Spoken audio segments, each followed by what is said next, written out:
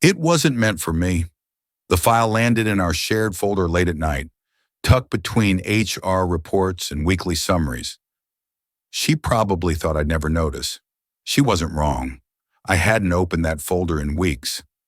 But I did that morning, for no reason other than instinct. The document was labeled as a standard budget review. I clicked it. It took less than a minute to see what they were doing. Product expenses, my department, were inflated. Forecasts were adjusted downward. Salary lines were misaligned. My role, officially labeled Chief Technical Officer, had been quietly marked for transition. Lower on the page was a memo proposal. Redistribute equity for long-term continuity, reassigned voting control. My name was at the center of it.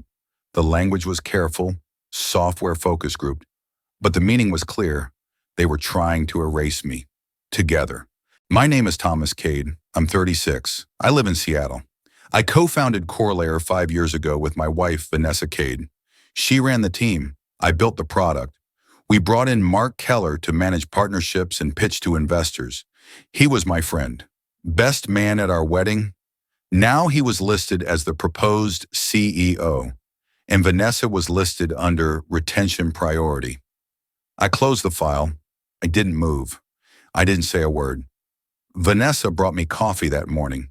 She hadn't done that in 3 months. Cold brew, 2 sugars, just like always. I figured you'd need this, she said, smiling. Like we were still fine.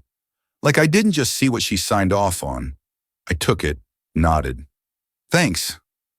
Then I sat down and reopened the file, this time for evidence, not answers. We used to make decisions together. Now I saw footnotes I hadn't approved, forecasts I hadn't touched, projections that conveniently showed my role becoming redundant. None of it was a mistake. It was built to look official, smooth, clean, unemotional. The same way she talked to me lately. She used to come home excited about metrics and milestones. Now she came home late and said nothing at all. Mark stopped calling me after hours, no texts, no check-ins, just calendar invites. He said we were scaling beyond founder dependency. Now I knew what that actually meant. It wasn't the budget sheet that confirmed the affair. That came 2 weeks earlier, through payroll. I noticed an expense tagged to a hotel we hadn't stayed in. It wasn't for a client. It wasn't on Mark's report, but it matched the night Vanessa had told me she was at off-site prep. I asked no questions. I didn't need her answer. The numbers already gave it to me. That morning I didn't confront her. I watched her from across the glass as she walked to her desk, confident, rested, distracted. She wasn't hiding it anymore. She was repackaging it. The betrayal wasn't messy. It was procedural, and that was worse. I logged into the admin dashboard, an older system I'd kept live behind a shadow port. She thought it was shut down when we migrated servers. It still tracked file access. I wrote down what I saw. Mark opened the file in the middle of the night. He used his work account. He was editing the part where my role was being reassigned. He did it from his apartment. That was confirmation. I didn't open a new tab, didn't message our lawyer, didn't change the locks. I opened a blank file, no title, no formatting, just a list. I started building the case, quietly, without noise. They were building their exit strategy. I was building my record. I changed access on our version history logs. Only I could restore files now. No alert, no lockout. Just a silent shift in control. They wouldn't know until it was too late. Mark once said I was 2 heads down to notice politics. Vanessa used to laugh at that. Now she used it. They thought I'd fall for subtle, that I'd stay married to the idea of us instead of facing what it became. But I've never been sentimental. I just build systems, and I don't lose control of them. We started CoreLayer in a 1-bedroom rental with a second-hand couch and a cracked monitor that wouldn't hold a charge. She used the kitchen table. I sat on the floor. Vanessa had just left her job at a logistics firm. I had walked out of a failing contract gig after 2 quarters of unpaid invoices. We didn't have funding. We had debt, but we had momentum. She handled the logistics, the filings, the staffing, the cold hiring emails. I wrote code, built the architecture, ran back-end tests until 3 a.m. We were equal in exhaustion, equal in belief. And when Mark came in, it was her idea. He's got presence, she said. He knows how to pitch. She didn't mention they dated briefly in college. I didn't ask. He came to the apartment for the first onboarding call, wore a blazer, no tie, too much cologne. He complimented our coffee setup, said the space felt scrappy in a good way. Vanessa laughed at that. I didn't. We gave him 12%. He wanted 15. We said no.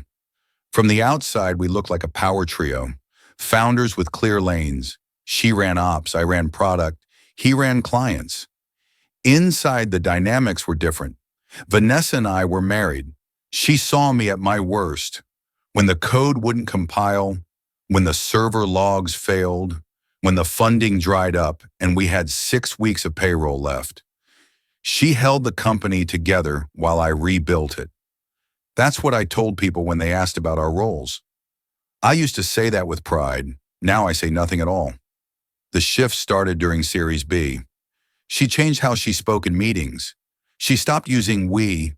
She said my team, even when referring to product. Mark picked up on it, started echoing her phrasing. Vanessa's side is tight. We're seeing slippage on Thomas's end. He didn't look at me when he said it. The board didn't notice. Or maybe they did and thought I hadn't. They changed the payroll structure under the excuse of growth. Vanessa's comp became performance-linked. Mine stayed capped because founder risk was already priced in. I watched the revision come through accounting without protest. That wasn't the battle I planned to pick. At home, she started staying later at the office. I'd wake up and she'd be in the living room on her laptop, angled away. Or not home at all. She said we were just in different rhythms. I nodded. I had work to do. When we first launched the product, she told me I was the best problem solver she'd ever met. She meant it then. By the 3rd year, she started correcting me in meetings. Not about performance, about tone. You're too direct, she said once after a demo. They read that as aggression. I asked her later if she still believed in what we were building. She said, I believe in what it's becoming. That was the moment I knew. She wasn't talking about the company. She was talking about her version of it. Mark began to drop into product meetings without being invited. He'd ask surface-level questions, make casual suggestions. He once proposed a full rewrite of our routing logic to make it sound simpler on slides. I asked if he knew how the logic worked. He didn't answer. Vanessa defended him. He's trying to help. I stopped replying to either of them, but I noticed the shift. He stopped forwarding client feedback. She started removing me from ops threads. Documents were marked confidential that never used to be. Then came the new hire approvals. I had to request access to sign off on engineers. The system I built now asked me for permission. I sat in that office, the same one I moved into after our first funding round, and looked around. Everything was where I left it, but none of it felt like mine anymore. Mark took my name off the vendor renewal contract without telling me. Vanessa rewrote the onboarding documents so they listed product oversight under executive review, not technical founder. I didn't push back, not yet. They were repositioning me, softly, slowly. Mark called it evolution. Vanessa called it protecting the business. I called it what it was, preparation. They were creating a story they could use once I was gone. The kind that sounded reasonable in a room of investors. He lost focus. He didn't adapt. He burned out. The kind of exit that doesn't get challenged because it doesn't look like revenge. It looks like change. And the thing about change, it doesn't raise alarms if you make it gradual. They were rewriting the company in real time. They just forgot who still controlled the original draft. It wasn't perfume. It wasn't a text. It wasn't even late nights or soft excuses. It was a reimbursement. The line item showed up in the payroll ledger as client dinner, discretionary. It was flagged for internal audit, not because of the amount, but because of the location. A boutique hotel near Pike Place. Not a restaurant, not a meeting space, a single night charge, no client name attached, no notes. It landed on my screen during a routine pass-through. I wasn't even looking for it. But once I saw the name of the hotel, I stopped reading anything else. She'd told me she was staying late for an ops offsite, said she was organizing vendor quotes for Q3 supply chain contracts, said she'd be back late. She wasn't. That was 3 weeks ago. I checked the timestamp on the expense form, filed the next morning. 7:22 a.m. Mark's company card showed a charge for the same location. Room service, same night. He listed his as client recap, internal debrief, filed 7:24 a.m. That was confirmation, not a theory, not a suspicion. Just 2 lines, 2 cards, 1 timeline. It didn't make me angry. It made things easier. People expect you to break when it's personal. They expect shouting, questions, some kind of scene. But this wasn't about emotion. It was about sequence. She used our payroll system to cover a hotel room with my business partner, then came home and asked me how the API stability reports were looking. That night, I logged into the backup email archive. Vanessa had forwarded 3 documents to Mark that week.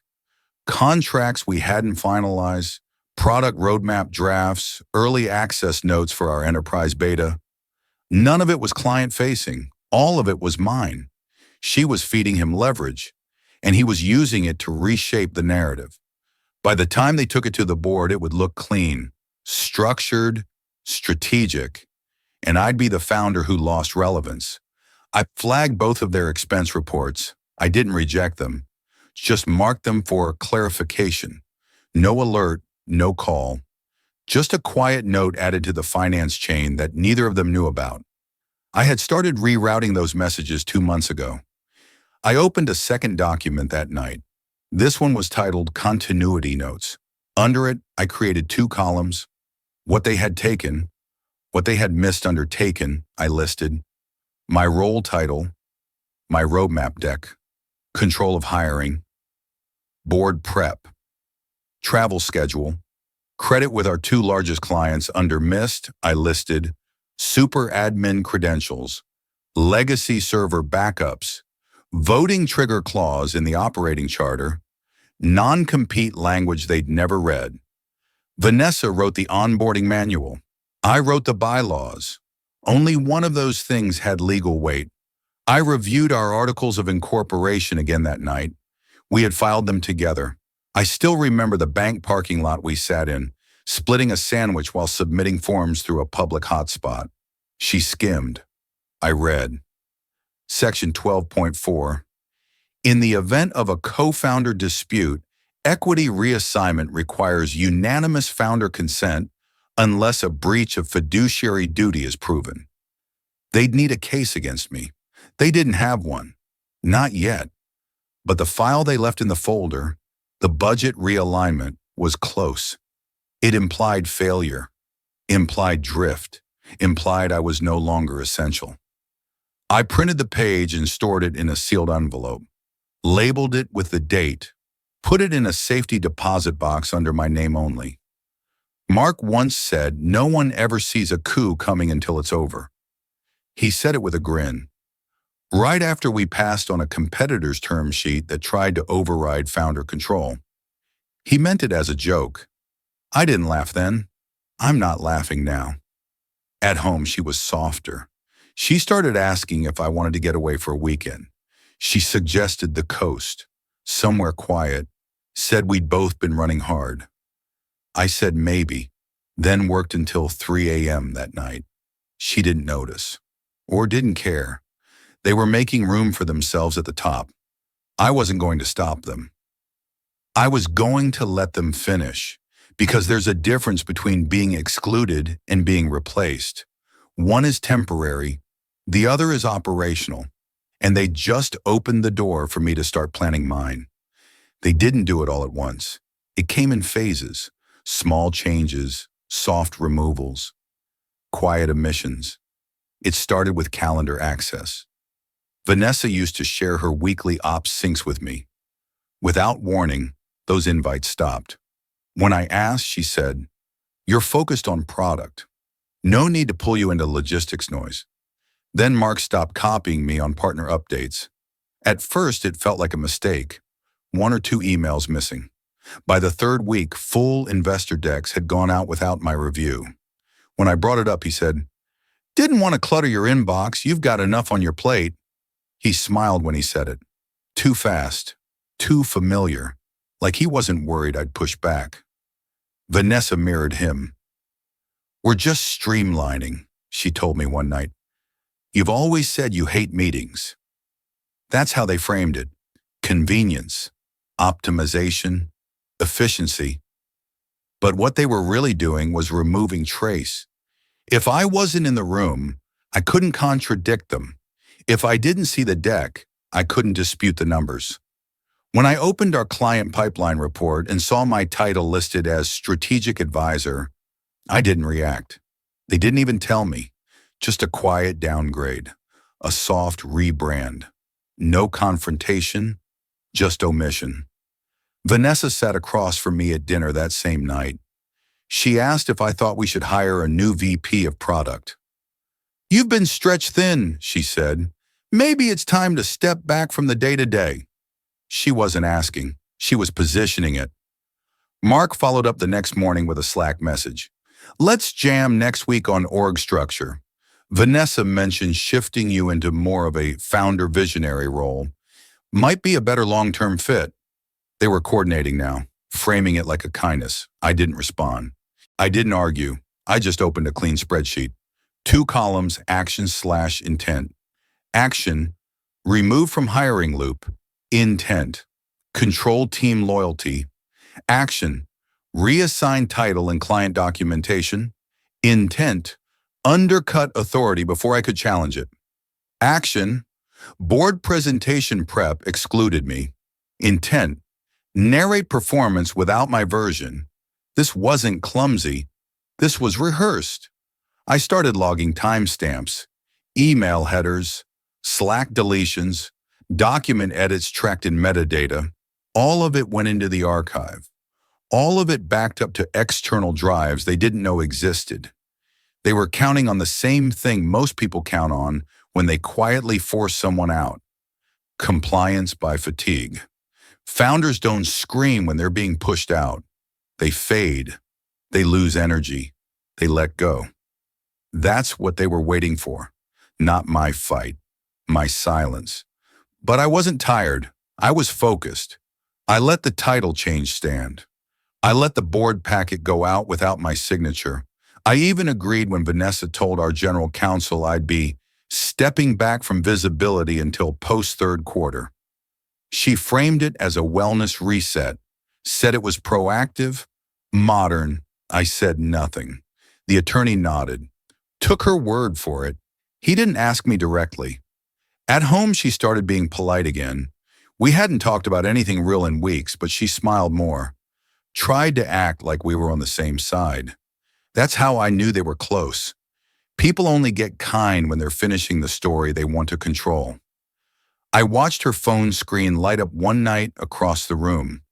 It was March. No preview, just the name. She tilted it away, muted it, kept talking about something else. I didn't call it out. I just added the timestamp to my file. Later that week, they submitted an internal audit report for process inefficiencies. They included vague statements about product delays and unclear delegation in technical teams. They listed my name next to each line item. Vanessa signed it. Mark presented it to finance.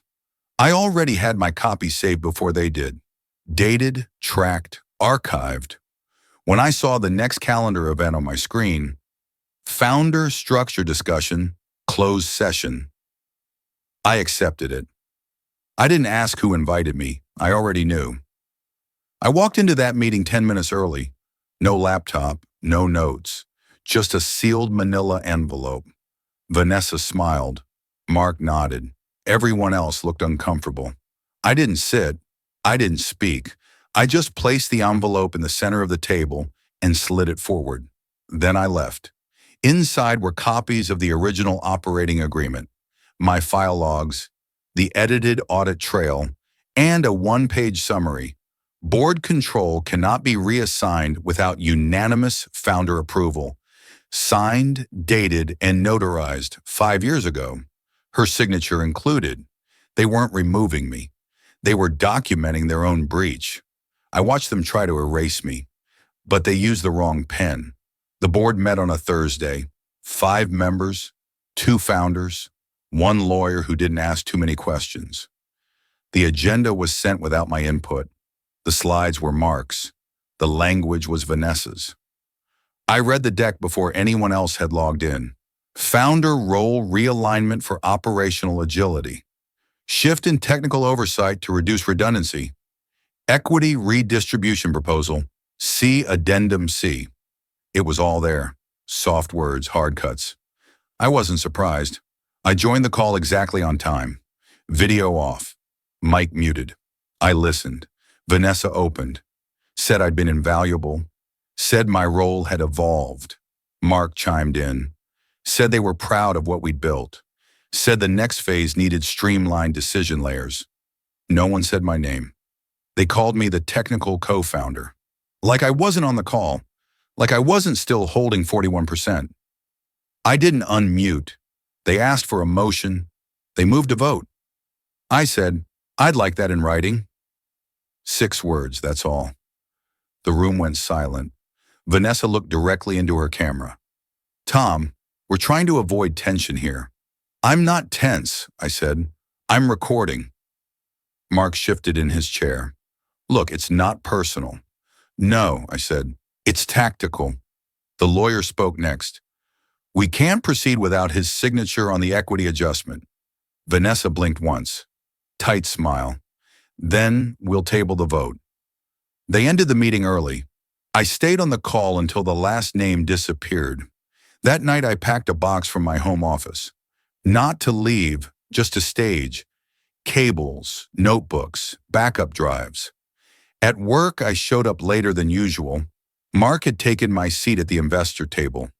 Vanessa had moved her office closer to the front window. They looked up when I walked in.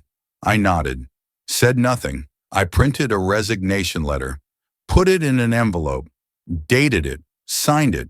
Then I held it for 3 weeks. During that time, I let them take the rest.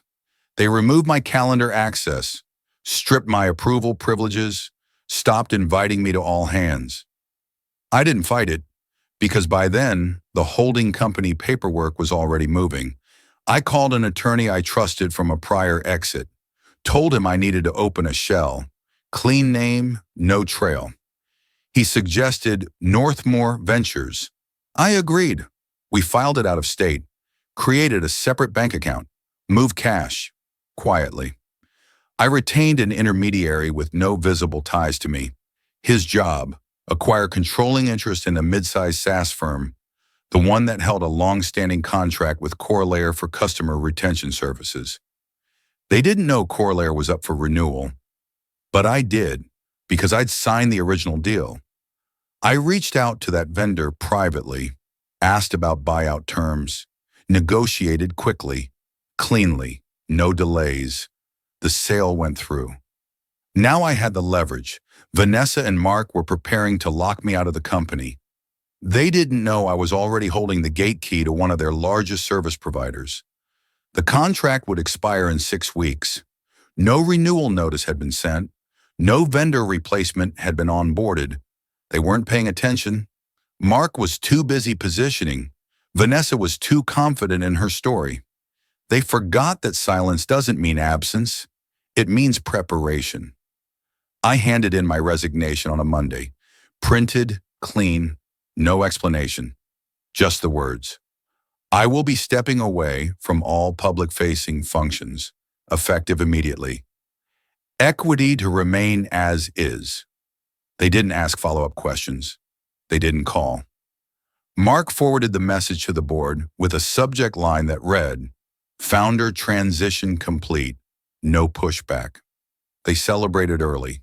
That was their first mistake. They held the third quarter planning meeting without me. Mark led. Vanessa moderated. A new roadmap went out, no attribution. No mention of who designed the architecture it still ran on. I watched it unfold from the outside. They looked proud, controlled, victorious. I let them have it. They announced the hiring of a new vice president of product, posted it publicly, tagged me in nothing. The job description was a reworded version of mine. I didn't correct it. I printed it, filed it next to their equity dilution draft. The contract with the retention vendor expired on a Friday. No renewal, no coverage. The following Monday, CoreLayer's churn dashboard broke. Their clients couldn't access half their accounts. Mark called the vendor. No response. Vanessa escalated. Still silence. That afternoon, she sent a direct message to the company account. Got a reply. Northmore Ventures is now the controlling entity. Please redirect all communications to them. She Googled it. Found nothing. Mark panicked first. He called the board. Tried to downplay the issue. Called it a temporary service interruption. It wasn't. I scheduled a meeting with Northmore's legal team the next morning. I was there. Not as Thomas Cade, as the founder of the firm that now owned their most sensitive infrastructure. I walked in through the back conference entrance. No badge, no photo, just a sealed packet and my ID, issued under the new entity. The vendor's CEO introduced me. This is the partner who handled the acquisition terms. Mark turned white. Vanessa didn't speak. I slid the packet across the table. Inside were 3 pages. Notification of contract termination, summary of all unfulfilled performance clauses from CoreLayer, purchase offer for majority interest in CoreLayer, contingent on full board compliance. The price was low, intentionally. Vanessa blinked hard. Is this a threat? I shook my head. Number, this is a correction. Mark leaned forward. This is your play? You buy a vendor and starve the company? No, I said. I let you gut it from the inside. I just bought the parts you didn't understand. They asked how long I'd been planning it. I didn't answer, because the timeline didn't matter. What mattered was the contract. I still had 41% equity. I hadn't sold a share, hadn't cashed out, hadn't given them a signature on anything. And now, through Northmore, I controlled the one tool their clients wouldn't tolerate downtime on. The board reviewed the offer, quietly, one by one. There was no drama, no debate, just a soft pivot in power. I stepped out before the vote was cast. I didn't need to hear it. I had the paper. By the end of the week, the deal was signed. Northmore took control of operations. Mark was moved to advisory. Vanessa retained her title for optics, but her authority was stripped. Her login credentials were deactivated 3 days later. No announcement was made. No press release. Just a sudden shift in decision flow. Vendors started getting new instructions. Contracts were rerouted. Access paths changed. Inside the company, people asked questions. No one answered them, because no one needed to. When Mark tried to call me the next week, I let it go to voicemail. His tone was tight. I don't know what you think you proved, but this was overkill. I didn't reply. Overkill is loud. This was surgical. Vanessa emailed me directly 2 days later. Subject: what now? The body was 2 sentences. You win, we lost. Is that the end of it? I didn't respond, because it wasn't a game. It was a reset. They took what they wanted, and I let them. But I took back what mattered: control. They thought the ending would be clean, that I'd vanish with a title, fade with a nod, exit stage left. But what they failed to calculate was that narrative is also infrastructure. And I built both. There was no email to the company announcing the transition, no farewell message, no link to a goodbye blog post, just a new org chart, 2 names missing, 1 division rerouted. By the fourth quarter, the board issued a quiet statement about structural consolidation and external integration efforts. Mark's name wasn't mentioned. Vanessa's title was buried 3 levels down. Strategic operations, special projects, a placeholder, a soft corner to stand in. Out of sight, out of decision-making range. She tried to stay active, held a few internal sessions, led a workshop on founder resilience. Attendance was low. People already knew. Not the full story, but enough of it. They knew something shifted, something about authority, gravity, ownership. I walked through the office once that quarter, briefly, under a different name badge. Vanessa didn't see me, but others did. One of the engineers I'd hired early, still around, still loyal, nodded quietly as I passed. He didn't say anything. He didn't have to. Recognition doesn't need an introduction. It survives in silence. Vanessa sent one last message 3 months later. No subject line. Plain text. I would have built it with you if you had just slowed down. I stared at that sentence for a long time. Slow down? We built it from nothing. We ate ramen while mapping version control. We worked 20-hour days. I sold my car to fund our first license. I burned my name into every patent line. Slow down? That was never the problem. She didn't want me slower. She wanted me silent. And Mark? He didn't want a company. He wanted an image. Now they have neither. I didn't reply to her message. I archived it, just like the others. The new board meetings are lean, precise, no wasted time. I attend every quarter, off camera, only my vote matters. At the end of Q1 the following year, Core Layer posted record retention numbers. The client dashboard, the one they tried to replace me over, had stabilized, improved, because I improved it. In the background, through Northmore, without a title, without their input. Vanessa was quietly let go. No noise, just a soft exit interview. No one published it on LinkedIn. Mark resurfaced 6 months later at a smaller firm. He listed Core Layer as co-founding advisor. I let it sit, then contacted their legal with documentation showing otherwise. The title was removed within 48 hours. I never wanted public revenge. I wanted precision. They tried to control the ending. I rewrote the architecture. She didn't just lose the company. She lost the storyline. The version where she was the stabilizer and I was the unstable founder. The version where she rescued something I had built. The version where Mark was the fixer, not the parasite. Those stories don't exist anymore because they were never true. There's no plaque, no founder wall, no dramatic exit speech, just systems, running clean, without interference. I walked by the building last week, didn't go in, didn't need to. It still runs on the backbone I wrote, still follows the logic I designed, still makes money on the code they never bothered to learn. And the name on the LLC that owns it all? Still mine. Not out of pride, not out of ego, out of accuracy. Because when you take everything from someone who documents everything, they won't yell, they won't cry, they won't post about it. They'll watch you walk straight into your version of the future and then lock the door behind you.